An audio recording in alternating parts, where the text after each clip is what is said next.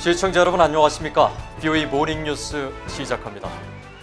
미국 46대 대통령 선거의 최종 결과가 계속 나오지 않는 상황에서 도널드 트럼프 대통령의 선거본부 캠프가 미시간 등 3개 주에서 개표 중단 소송을 제기하고 위스콘신주에서는 재검표를 요구하고 나섰습니다.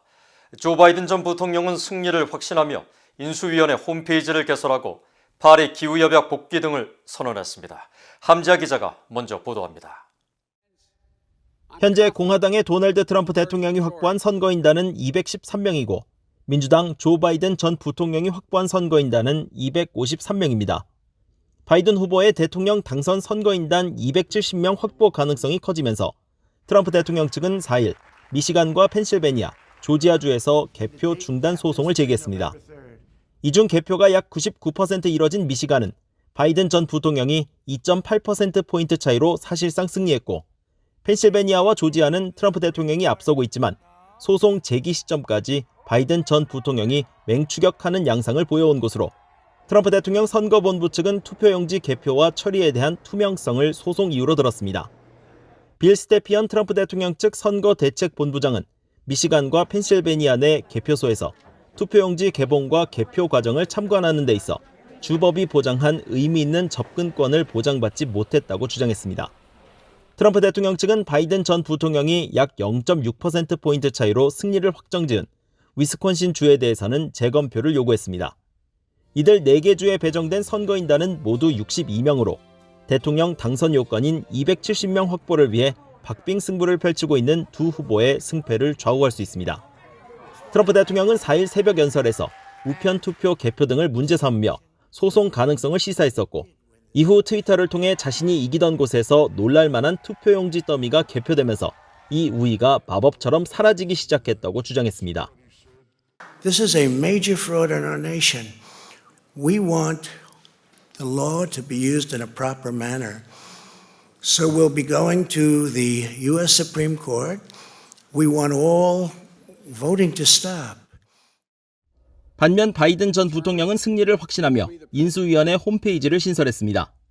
홈페이지에는 미국은 신종 코로나 바이러스 감염증 사태와 경기 침체, 기후변화, 인종차별 등 심각한 위기를 맞고 있으며 첫날부터 달려갈 수 있도록 최대한 빨리 준비하겠으며 일자리 창출을 가장 먼저 해결할 과제로 생각한다는 내용이 올랐습니다. 바이든 전 부통령은 앞서 선거인단 270명 확보 성공을 자신했습니다.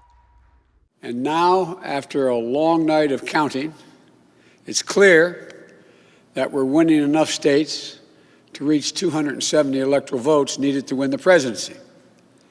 I'm not here to declare that we've won, but I am here to report that when the count is finished, we believe we will be the winners.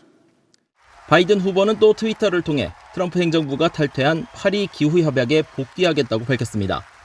특히 정확히 77일 안에 바이든 행정부는 파리 기후협약에 다시 가입하겠다는 글을 올려 대통령 취임식이 열리는 1월 20일 협약 복귀를 선언한 겁니다. 파리 기후협약 복귀는 국제적 협약을 탈퇴한 트럼프 정부의 결정을 되돌려놓는다는 의미로 바이든 전 부통령이 이번 대선 승리를 확신한다는 메시지로 해석됐습니다. BOE 뉴스 함지아입니다. 이번 미국 대통령 선거와 함께 치러진 상하원 선거에서 대부분의 지한파 의원들은 재선에 성공했습니다. 하지만 대표적인 지한파로 대북 정책에 상당한 영향력을 행사해온 공화당의 코리 가드너 상원 의원은 낙선했습니다. 이종훈 기자입니다.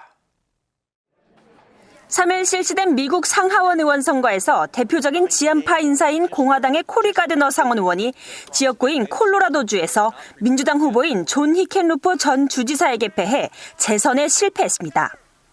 가드너 의원은 상원 외교위 동아태 소위원장을 맡으며 한반도 문제에 깊게 관여해왔고 2016년 의회의 첫 대북제재법 제정을 주도한 인물이기도 합니다.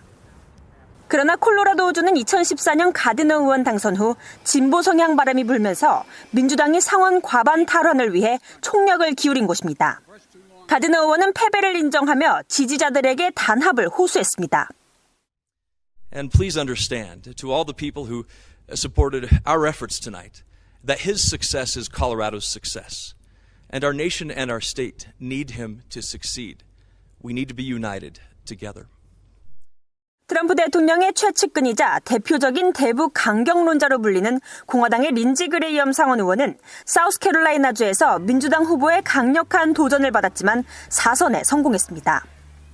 It is my goal and my desire to make sure that we have the best prepared military to deter war, but if we get in it, we're going to win it. 이번 상하원 선거에서 당선이 확정된 지한파 의원은 4일 현재까지 7명입니다. 외교위 동아태 소위 민주당 간사인 에드워드 마키 상원 의원은 매사추세츠주에서, 상원에서 주한미군 관련 사안을 주도해온 공화당의 댄 설리번 의원은 알래스카주에서 각각 재선을 확정지었습니다. 또 의회 내 코리아 코커스 공동의장인 캘리포니아의 아미베라 민주당 하원 의원과 펜실베니아의 마이크 켈리 공화당 하원 의원, 하원 외교위 아테 소위 민주당 간사 출신으로 차기 외교위원장이 유력한 브래드 셔먼 의원도 안정적으로 13선에 성공했고, 민주당 내 진보 목소리를 대표하는 로칸나 하원 의원도 승리했습니다. 이번 선거에 나선 한국계 미국인 5명 가운데 2018년 연방 하원에 입성한 한국계 미국인인 민주당의 앤디 김 의원은 뉴저지 3선거구에서 재선에 성공했습니다. 민주당의 메릴린 스트릭랜드 후보도 워싱턴주에서 당선돼 연방 하원에 입성하는 첫 한국계 미국인 여성이 됐습니다. 공화당의 영김 후보와 미셸 박스틸 후보는 캘리포니아에서 선두를 유지하며 접전을 벌이고 있고, 데이빗 킴 민주당 후보의 당선 가능성은 낮은 것으로 관측되고 있습니다. 이번 선거에서 민주당은 하원 다수당 유지에 성공했고, 공화당도 상원 주도권을 유지할 것으로 관측되고 있습니다. 따라서 한반도 문제에 대한 의회 기류는 미한동맹 강화와 대북 제재 유지를 기반으로 큰 변화가 없을 것으로 전망됩니다. VOA 뉴스 이존입니다. 앞서 보신 것처럼 미국 대선과 함께 실시된 연방 하원의원 선거에서 처음으로 한국계 여성 연방 하원의원이 탄생했습니다. 서부 워싱턴주에서 당선된 메릴린 스트릭랜드 당선인은 1살 때 미국으로 건너왔는데 한국계로서 새 역사를 쓰게 돼 자랑스럽다고 말했습니다. 지다겸 기자입니다. 이번 선거에서 한국계 여성 정치인으로 사상 최초 연방하원 입성에 성공한 주인공은 워싱턴주 10선거구의 메릴린 스트릭랜드 민주당 후보입니다. 순전하는 한국 이름을 갖고 있는 스트릭랜드 당선인은 1962년 서울에서 한국인 어머니와 한국에서 군복무를 했던 아프리카계 미국인 아버지 사이에서 태어난 직후 가족과 함께 미국으로 건너왔습니다. 미국에서 계속 성장한 스트릭랜드 당선인은 지역 활동에 큰 관심을 가지며 활동하다가 2008년 워싱턴주 타코마시 의원으로 선출되며 정계에 입문했습니다. 이어 2년 뒤 시장에 당선돼 2010년부터 2018년까지 한국계는 물론 아시아계 최초의 타코마 시장으로 활동했습니다. 스트릭랜드 당선인은 4일 VOA와의 인터뷰에서 최초의 한국계 여성 연방하원으로서 한인사회를 대표할 수 있게 돼 기쁘다고 소감을 밝혔습니다.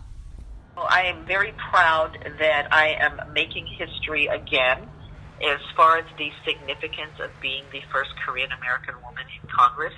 I am excited about representing the Korean American diaspora and 스트릭랜드 당선인은 한인사회의 목소리뿐 아니라 이민과 무역 정책 등을 통해 미한 양국 관계 강화에 대해 고민하고 핵 확산과 북한 문제도 다룰 것이라고 말했습니다.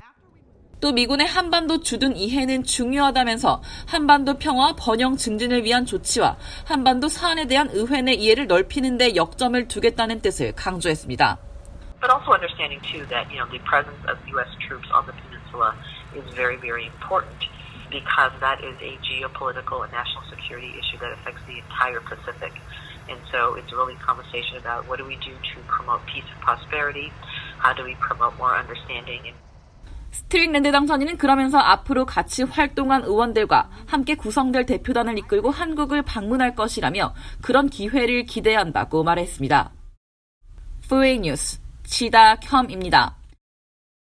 이번 미국 대선에서 백인과 노년층 유권자들은 주로 도널드 트럼프 대통령에게, 여성과 유색인종은 조 바이든 민주당 후보에게 많이 투표한 것으로 나타났습니다. ABC와 CNN, MBC 등 미국 주요 매체는 4일 공개한 선거 당일 출구조사에서 유권자 약 15,300명을 대상으로 한 인종별 조사 결과 백인의 57%가 트럼프 대통령을, 42%는 바이든 전 부통령을 지지했다고 밝혔습니다. 반면 유색인종은 72%가 바이든 후보에게 투표했고 26%만 트럼프 후보를 지지했으며 흑인 87%, 남미계 66%, 아시아계 58%가 바이든 전 부통령에게 지지를 보낸 것으로 나타났습니다. 성별조사에서는 남성이 트럼프 49%, 바이든 48%로 거의 차이가 없었던 반면 여성 유권자는 56%가 바이든 전 부통령에게 투표해 43%에 그친 트럼프 대통령과 차이를 보였습니다. 연령별로는 나이가 어릴수록 바이든 전 부통령을 65살 이상의 고령일수록 트럼프 대통령에게 투표한 것으로 파악됐습니다. 북한의 완전하고 검증 가능하며 불가역적인 비핵화, 즉 CVID를 요구한다는 일본의 방침엔 변화가 없다고 스가 요시히데 일본 총리가 밝혔습니다. 스가 총리는 4일 일본 중의원 예산위원회에 출석해 북한에 대한 CVID 방침을 아베 정권에 이어 계승할 것이냐는 의원의 질문에 북한의 핵과 미사일 문제와 관련해 CVID를 요구한다는 방침은 변화가 없을 것이라고 답했습니다. 또 북한의 일본인 납치 문제와 관련해 아주 작은 기회라도 놓치지 않을 것이라며 다각도로 여러 노력을 하고 있고 지난 9월 취임 기자회견 당시 강조했던 것처럼 가장 중요한 국정과제로 여기고 있다고 말했습니다. 스가 총리는 내년에 열릴 예정인 도쿄올림픽을 계기로 미국과 일본, 중국, 한국, 북한, 러시아 정상이 모이는 육자회담 구상과 관련한 질문엔 성사 가능성은 거의 없으리라 생각한다면서도 외교상 굉장히 중요한 기회가 될 것으로 본다고 말했습니다. 캐나다 정부가 북한의 대량 살상 무기 WMD 확산 방지를 위한 미국 비영리 단체 사업에 미화로 $132만 달러를 제공했습니다.